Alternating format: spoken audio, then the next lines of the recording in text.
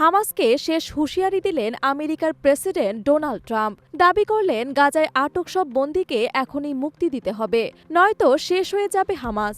মঙ্গলবার নিজের social media platform truth সোশ্যালে এ দীর্ঘ পোস্টে ট্রাম্প লেখেন, আমি ইসরায়েলকে যা যা দরকার সবকিছু পাঠাচ্ছি যাতে তারা এই কাজ শেষ করতে পারে।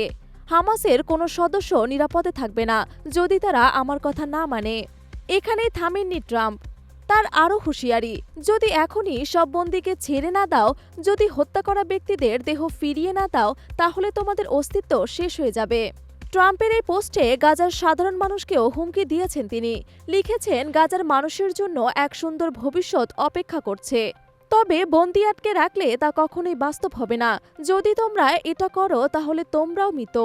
ট্রাম্পের এই পোস্ট আসে ঠিক তখনই যখন তিনি সম্প্রতি মুক্তি পাওয়া কয়েকজন ইসরায়েলি বন্দীর সঙ্গে হোয়াইট হাউসে বৈঠক করছিলেন। এদিকে হোয়াইট হাউসে প্রেস সেক্রেটারি ক্যারোলিন লেভিট নিশ্চিত করেছেন, আমেরিকা হামাসের সঙ্গে সরাসরি আলোচনা চালাচ্ছে বন্দীদের মুক্তির জন্য।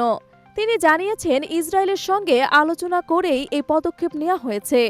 তবে এই সিদ্ধান্ত যথেষ্ট তাৎপর্যপূর্ণ, কারণ আমেরিকা সাধারণত কোনো জঙ্গি গোষ্ঠীর সঙ্গে সরাসরি আলোচনা করে না।